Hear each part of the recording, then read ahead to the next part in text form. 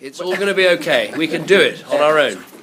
If you need those DUP votes, what are you prepared to offer the DUP and Northern Ireland in return? I'm going to spend the next 30 days campaigning for and fighting for an all-out Conservative majority. We are only 23 seats short, and I'm going to spend every day between now and polling day addressing that and trying to win that. If I fall short, you can ask me afterwards, but I'm not going to speculate on this now. I'm going to fight for the majority that I think we can win and I think the country needs, because it would be a more accountable and more decisive government. Shammer, what do you hope to get out of today's visit?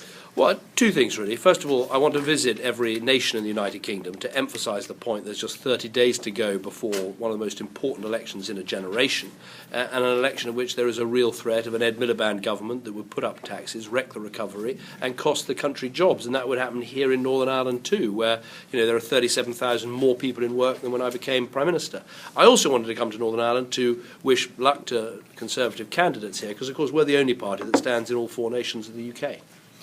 Prime Minister, bring back to Northern Ireland. We're back in a welfare impasse, welfare reform. What does this do for Northern Ireland in the terms up to a general election and the region itself? Well, I think it's a pity that this hasn't been fully resolved, but I stand by the Stormont House agreement. I think it was a very good agreement. I commend everyone for their hard work. We have put in place our side of the deal. We've legislated for corporation tax to be given over to Northern Ireland.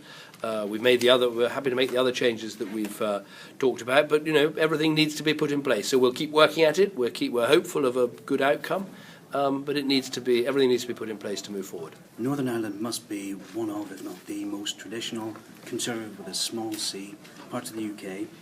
Why do you feel that the Conservative Party really hasn't made any electoral inroads here?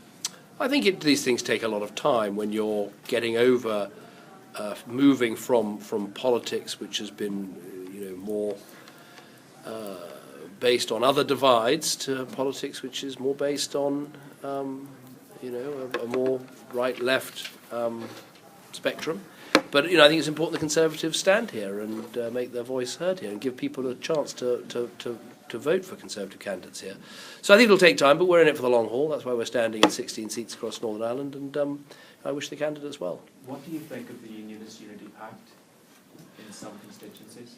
Well, I'm not going to comment on that. What there is the chance to vote for a Conservative in 16 of the seats here in Northern Ireland, and I recommend people do just that. Is there a reason why Conservatives haven't stood in North Belfast and Fermanagh South Tyrone where there is a Unionist Pact? Well, we're standing in as many seats as we've stood in before when we've stood across Northern Ireland, and I think 16 candidates is a good amount. When you were here last time, Prime Minister, you were involved in the negotiations that led to the Stormont House agreement. Now that has unravelled since. I wouldn't say unravelled. Look, there's a stall. It's stalled, but I'm confident that we will get the show back on the road. It was a very long and hard negotiation, and full credit to Teresa Villas for the amazing work she did. Now, as part of that, we agreed on parallel financial support, borrowing powers, more economic powers, the devolution of corporation tax, a whole series of things. And, those are the things that we agreed to do, we're putting in place. And I'm confident that the deal will come back together, but obviously it's stalled for the time being while this welfare issue is resolved. Okay, sorry, we're going to have to move next door. The actual question was, would you have concerns that it may become an issue for the next government? Well, I hope that it's going to be resolved, but I know that everyone wants to achieve the same thing here, which is the full working of the devolved institutions in Northern Ireland, and I don't think there's any reason why that shouldn't happen. It's what everybody wants. It's the right outcome. People in Northern Ireland here want their politicians to come together and agree these things and implement these things, and so that's what needs to happen. Okay. Thank you very much. Thank you.